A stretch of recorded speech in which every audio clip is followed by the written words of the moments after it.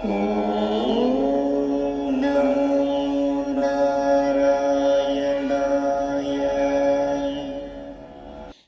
நமஸ்காரம். ஸ்ரீமன் நாராயணியத்தில் 10 தசகங்கள் நம்ம முடிச்சாச்சு. பெருமாளோட பரிபூர்ண அனுகிரகத்தில், குருவாயூரப்பனோட பரிபூர்ண அனுகிரகத்தில் விளையாட்டு போல் ஆரம்பித்தது தான் இது. அப்படி ஆரம்பிச்சும் கூட நம்ம சக்ஸஸ்ஃபுல்லாக 10 தசகம் முடிச்சிட்டோம்.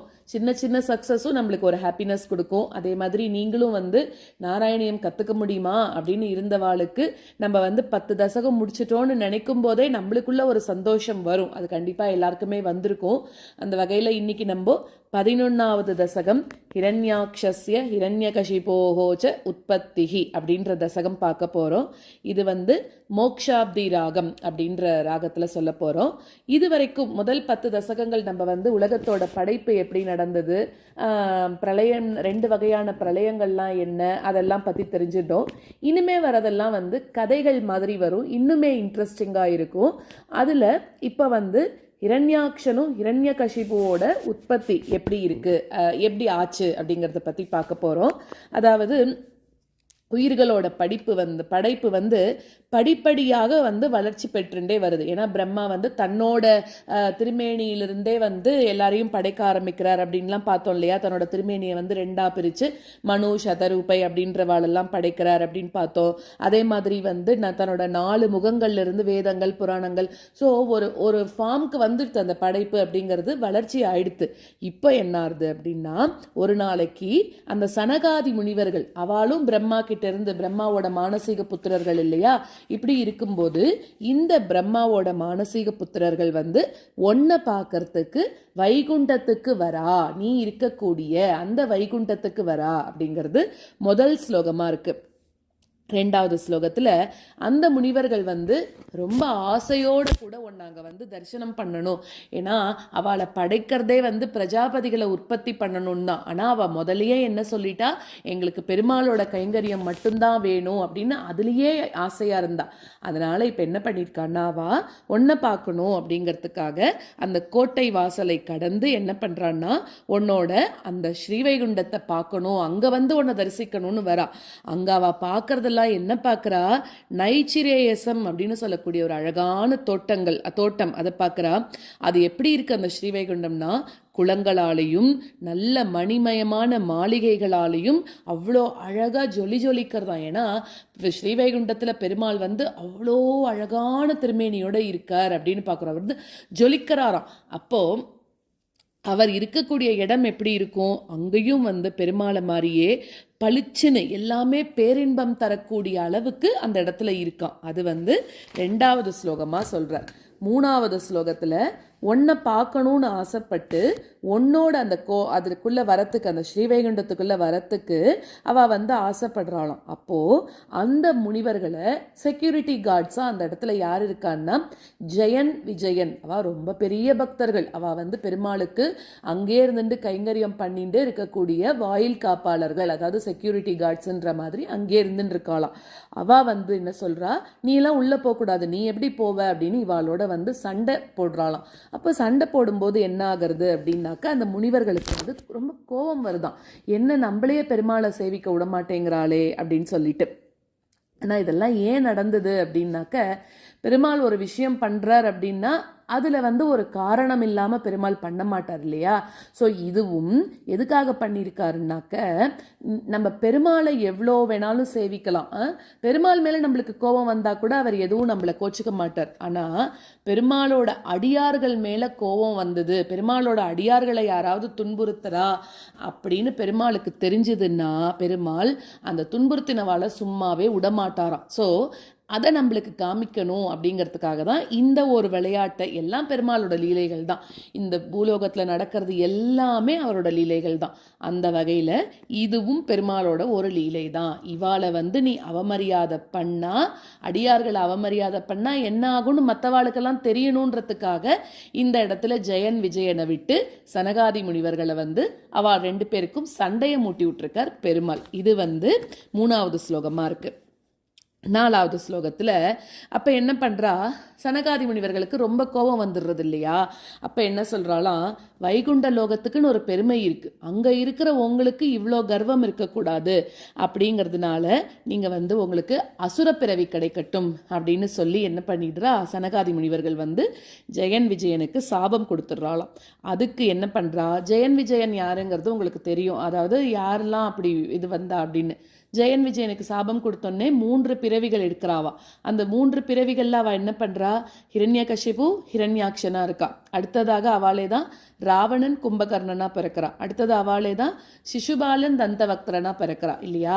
இந்த மாதிரி உங்களுக்கு நீங்கள் அசுர பிறவிகள் எடுக்கணும்னு சாபம் கொடுத்துட்றா. ஆனால் இவ என்ன பண்ணுறா, ஐயோ நம்ம தப்பு பண்ணிட்டோமே அப்படின்னு சொல்லிட்டு, எங்களுக்கு அசுர பிறவியாக இருந்தாலும் ஒன்றை நினச்சிண்டே இருக்கணும், எப்பவுமே ஹரியோட நினைவு எங்களை விட்டு போயிடக்கூடாது, அதுக்கு வரம் கொடு அப்படின்னு சனகாதி முனிவர்கள் கிட்ட ஜெயன் விஜயன் வேண்டிக்கிறாளாம். அதனால தான் நம்ம பார்த்தோம் அப்படின்னாக்க ஹிரண்யகசிபு ஹிரண்யாக்ஷன் எப்பவுமே நாராயணன் மேலே அவளுக்கு இது இருக்கோ இல்லையோ, ஆனால் ஒரு துவேஷத்தினாலேயே கூட நாராயணா நாராயணான்னு சொல்லிகிட்டே இருப்பா இல்லையா. அதாவது அந்த பேரை சொல்லிகிட்டே இருப்பா. அடுத்தது ராவணன் கும்பகர்ணன், அவளை பார்த்தீங்கன்னாலும் அப்படிதான், துவேஷத்தினால பெருமாளை சொல்லிகிட்டே இருந்தவா தான். ராவணனுக்கு பெருமாளோட அம்புனாலேயே பெருமாள் பார்த்துட்டே போகக்கூடிய வாய்ப்பு ராவணனுக்கு கிடைச்சது.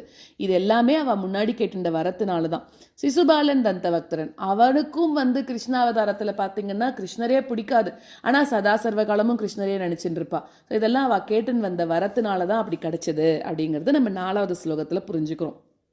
5வது ஸ்லோகத்தில் இதே மாதிரி எல்லாம் இந்த லீலைகள் எல்லாம் நீ பண்ணிட்டு எதுக்கு வந்தா, இப்போ சனகாதி முனிவர்கள் உன்னோட தரிசனம் அவளுக்கு கிடைக்கணும் அப்படின்னு வந்தா இல்லையா. அதனால இங்கே நெல்லியில் நடக்கிறதெல்லாம் நீ பொறுமையாக பார்த்துட்டு இருந்துட்டு இப்போ நீ என்ன பண்ணுறன்னா, லக்ஷ்மியோட கூட சேர்ந்து கருடனோட தோளில் அழகான கைகளை வச்சுண்டு ஒன்று அப்படியே பார்த்தாலே மனசை ஈர்க்கக்கூடிய வடிவத்தோட நீ வெளியில் வந்த. அவள் இப்போ எதுக்காக இங்கே வந்தா, உன்னோட திருமேனி தரிசனத்தை பார்க்கணுங்கிறதுக்காக. அந்த திருமேனி தரிசனத்தை நீ சனகாதி முனிவர்களுக்கு காமிச்சு கொடுத்த. இது 5வது ஸ்லோகம். மேற்கொண்டு ஸ்லோகங்களை பார்க்கலாம். கிரமேண சர்க்கே பரிவர்தமானே கதாபி திவ்யாஸ் சனகாதயஸ்தே பவத்விலோகாய விகுண்ட லோகம் பிரபேதிரே மாருத மந்திரேஷ. क्रमेण सर्गे परिवर्धमाने क्रमेण सर्गे परिवर्धमाने कदापि दिव्यासनकादयस्ते कदापि दिव्यासनकादयस्ते भवद्विलोकाय विकुण्ठलोकं भवद्विलोकाय विकुण्ठलोकं प्रपेदिरे मारुतमन्दिरेश प्रपेदिरे मारुतमन्दिरेश क्रमेण सर्गे परिवर्धमाने कदापि दिव्यासनकादयस्ते भवद्विलोकाय विकुण्ठलोकं प्रपेदिरे मारुतमन्दिरेश क्रमेण सर्गे परिवर्धमाने कदापि दिव्यासनकादयस्ते भवद्विलोकाय विकुण्ठलोकं प्रपेदिरे मारुतमन्दिरेश मनोज्ञनै श्रेयस काननाद्यैः अनेकवापि मणिमन्दिरैश्च अनोपमं तं भवतो निकेतं मुनीश्वराः प्रापुरतीतकक्ष्याः मनोज्ञनै श्रेयसकाननाद्यैः मनोज्ञनै श्रेयसकाननाद्यैः अनेकवापि मणिमन्दिरैश्च अनेकवापि मणिमन्दिरैश्च अनोपमं तं भवतो निकेतम् अनोपमं तं भवतो निकेतं मुनीश्वराः प्रापुरतीतकक्ष्याः मुनीश्वराः मुनीश्वराः प्रापुरतीतकक्ष्याः मनोज्ञनैः श्रेयसकाननाद्यैः अनेकवापि मणिमन्दिरैश्च अनोपमं तं भवतो निकेतं मुनीश्वराः प्रापुरतीतकक्ष्याः मनोज्ञनैः श्रेयसकाननाद्यैः अनेकवापि मणिमन्दिरैश्च अनोपमं तं भवतो निकेतं मुनीश्वराः प्रापुरतीतकक्ष्याः भवद् दिदृक्षून् भवनं विविक्षून् द्वास्तौ जयस्तान् विजयोऽभ्यरुन्धाम् तेषां च चित्ते पदमापकोपः सर्वं भवत् प्रेरणयैव भूमन् भवद्दिदृक्षून् भवनं विविक्षून् भवद्दिदृक्षून् भवनं विविक्षून् द्वास्तौ जयस्तान् विजयोऽभ्यरुन्धाम् द्वास्तौ जयस्तान् विजयोऽभ्यरुन्धाम् तेषां च चित्ते पदमापकोपः तेषां च चित्ते पदमापकोपः सर्वं भवत्प्रेरणयैव भूमन् सर्वं भवत्प्रेरणयैव भूमन् भवद्दिदृक्षून् भवनं विविक्षून् द्वास्तौ जयस्तान् विजयोऽभ्यरुन्धाम् तेषां च चित्ते पदमापकोपः सर्वं भवत्प्रेरणयैव भूमन् भवद्दिदृक्षून् भवनं